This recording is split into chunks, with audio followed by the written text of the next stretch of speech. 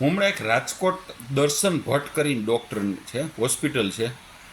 એ હોસ્પિટલે દર્શન ભટ્ટને ત્યાં મારા એક સંબંધીને લઈને ગયો હતો.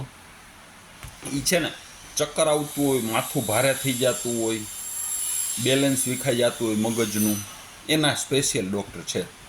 તો ત્યાં મેં સર્વે રિસર્ચ કર્યું ને, તો 70થી 80% લેડીઝ પેશન્ટ હતા.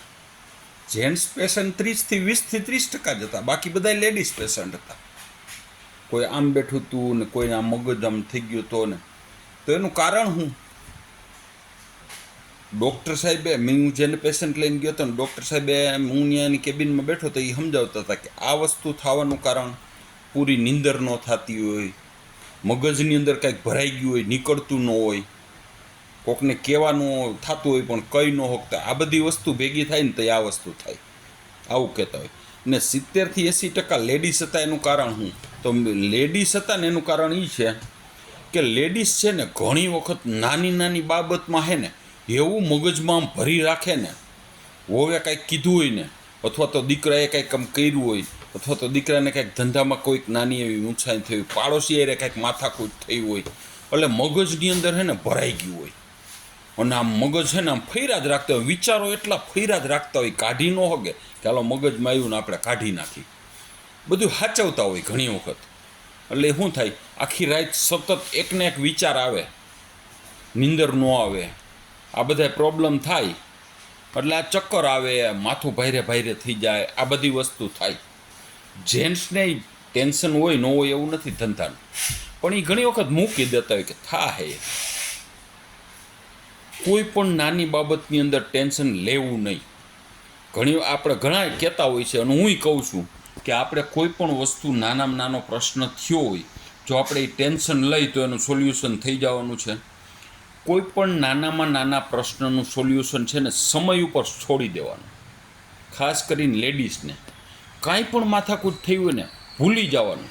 સૂઈ ત્યાં ભૂલી જવાનું, 2 દિવસ પછી ભૂલી જવાનું.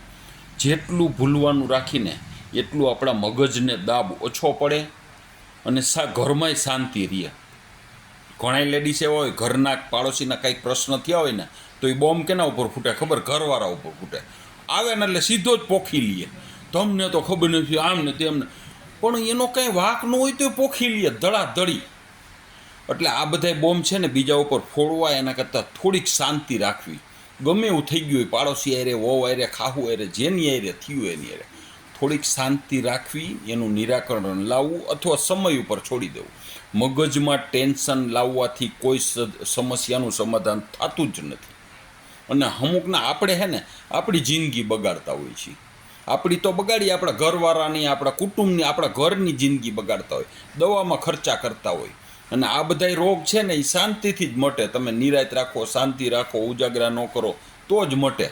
બાકી તો કોઈક એવી વાત આવી ગઈ હોય ને, અઠવાડિયા સુધી નીંદર ન આવે, અઠવાડિયા સુધી. ઘણી તો નીંદરની ટીકડીઓ ઘણાને કામ ન કરતી હોય.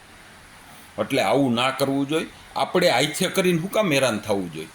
હું એક જોક્સ જેવો દાખલો દઉં. એક બેન હતા ને, એને પગ દુખતા હતા ને તો ડૉક્ટર પાસે ગયા. તો ડૉક્ટર કહે આ પગમાં તમને પ્રોબ્લેમ છે ને, વહેલા મોડો આ પગ તમારો ખોટવાઈ જાય, તમારે ઘોડી લઈને હાલવું જોઈએ એ કહે.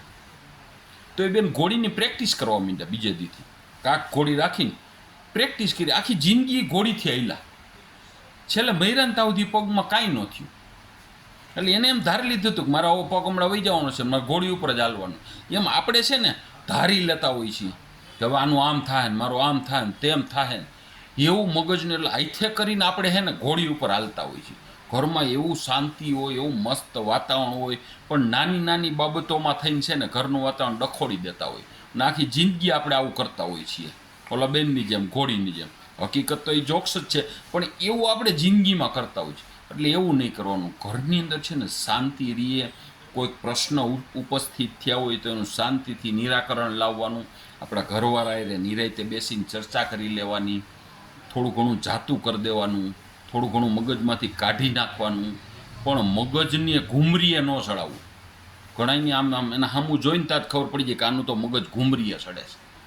અને ઘણા ઘરવાળા એવા હોય ને, એ ઘરમાં પગ દે ને ત્યાં જ ખબર પડી જાય આ જ આપણી ઘરવાળીનો મગજ ઘૂમરીએ ચડ્યો છે. આની આટીમાં હોય નહીં, ઝપટમાં ન હોય. જમીન બહાર વયા જતા હોય, બરાબર, કે આજ આપણે શાંતિ રાખવાની છે, પણ આવું વાતાવરણ પેદા જ નહીં થવા દેવાનું. એકદમ જિંદગીમાં છે ને શક્ય હોય ત્યાં સુધી શાંતિ જ રાખવાની, કાંઈ ભેગું નથી આવવાનું અને કાંઈ સમસ્યા રહેવાની નથી. બધું ટાઈમ આવે એટલે સરખું થઈ જવાનું છે, બરાબર ને. ભીખાલાલનું આવું માનવાનું છે.